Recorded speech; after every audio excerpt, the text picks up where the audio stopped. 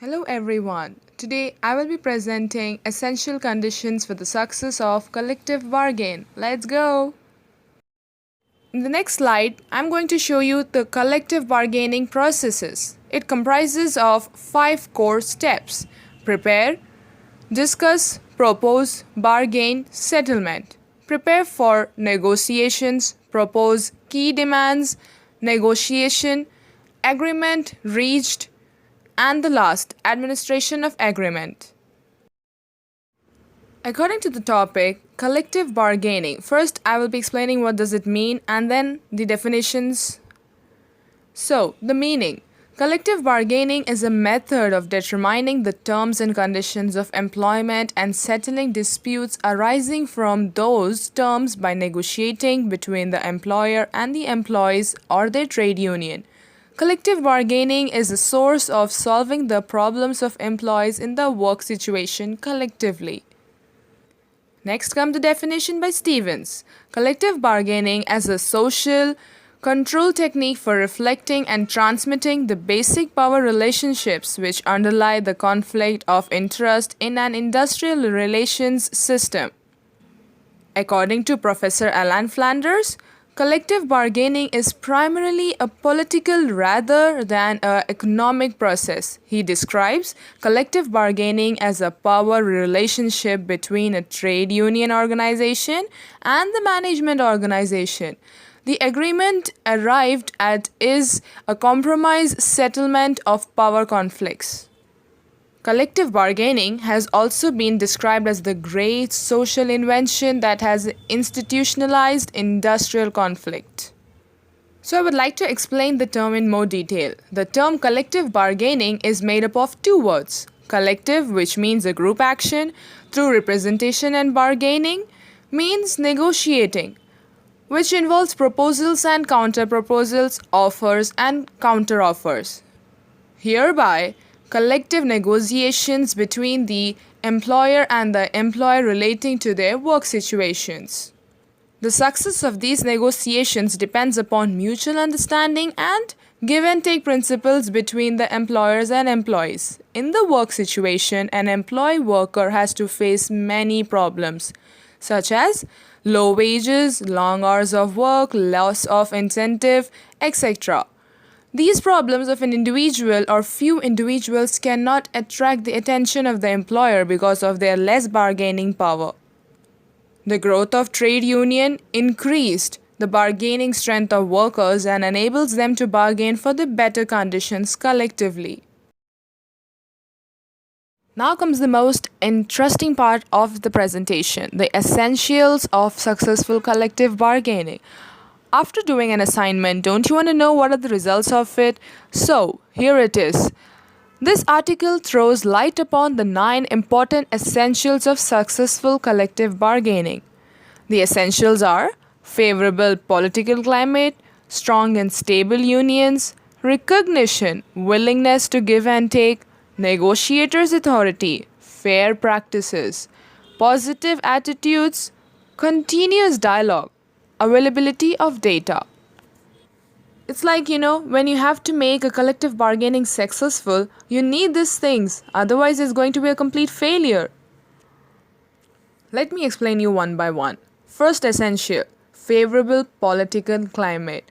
If collective bargaining has to be fully effective, a favorable political climate must exist. How is that possible? The government and the public opinion must be convinced that collective bargaining is the best method of regulating employment conditions. The government should remove all legislative restrictions which hamper collective bargaining. It can also confer a right to bargain collectively, lay down the form and content of collective agreement, register these agreements, and assist in their enforcement. However, remember this point, the role of government has to be minimum because collective bargaining is a two-way process more concerned with micro aspects. Number 2 essential, strong and stable unions. Collective bargaining is not possible if employees are not free to form trade unions as they please. Let me explain. A strong and representative trade union is required to bargain with the employer on equal basis. The employers can easily ignore a weak union on the plea that it hardly represents the workers. Trade unions must be stable and strong enough to honor the collective bargaining agreement. It should have sufficient number of members to justify entering into collective bargaining agreements. The next one, recognition. Just imagine if you're forming a team and it's not having recognition, do you think it is going to be successful? Of course not. Similarly, a trade union may be stable and strong, but until it is given recognition by the management, it will hardly have any impact. Let me explain you this in more detail. Collective bargaining cannot exist or begin until union is recognized and regarded as an internal part of industrial relations. It is in the interest of an employer to recognize a strong union to avoid strikes and to safeguard against undercutting labor standards. The fourth essential, willingness to give and take. Now, from the point of companies think, there should be a win-win situation for both of them, like their demands also should be accepted and so does the company not be in loss. For that, both employers and union leaders should negotiate in a spirit of compromise and reciprocity. If either of the party adopts an adamant attitude, bargaining will not be possible. Willingness to give and take does not mean that concessions made by one side must be marked by equal concessions by the other side.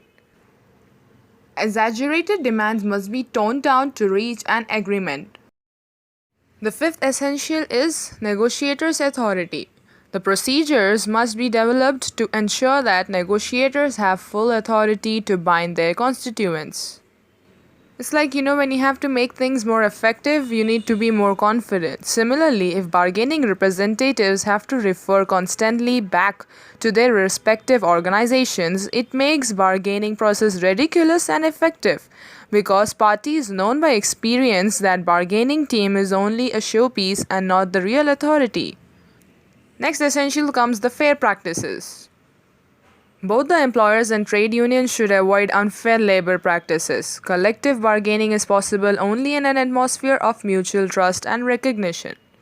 It's a two-way process. Both have to be fair in their work. Management must recognize and accept the workers' rights to organize and fight for justice. Similarly, workers and their union must recognize and accept the employer's right to manage. In the absence of such recognition, collective bargainings are a mere trial of strength. The positive attitude essential, which is important. The negotiating teams must have a problem-solving and positive attitude rather than a fighting approach. There has to be a greater emphasis on mutual accommodation rather than a conflict or uncompromising attitude, since it's going to be a more danger fact. Conflicting attitudes do not lead to amicable labor relations, rather than it may foster union militancy as the union reacts by engaging in pressure tactics. The eighth essential, continuous dialogue. A dead end must be avoided in negotiations and the talks should continue. As long as talks continue, agreement can be possible so that you negotiate and then agree, negotiate and then agree, like how you do it in the shop. You bargain and then you come to a final rate. You just don't keep bargaining and you leave. That is not a good sale. Similarly is this. At times, it may be necessary to leave highly controversial issues for the time being and narrow down the field of disagreement on other matters. Like how you say, you need to compromise. So is this. The ninth and the last essential is availability of data. That is the most important essential, since if you want to be successful, you should first have a background of everything. You should be having the information regarding what you are going to do the collective bargaining about. You should know the situation. The survey must be done before the collective bargaining starts. The employer must ensure that all the required records are available. Facts and figures relating to employees and their working conditions provide a rational basis for negotiations. But unless the trade union believes in the data and accepts the same, collective bargaining process may be hampered. So here I would like to end my presentation on essential conditions for the success of collective bargaining. Hope I am clear how to do the success of collective bargaining, as it is an important item for the trade union. Then I would like to end my presentation here. Thank you so much, everyone.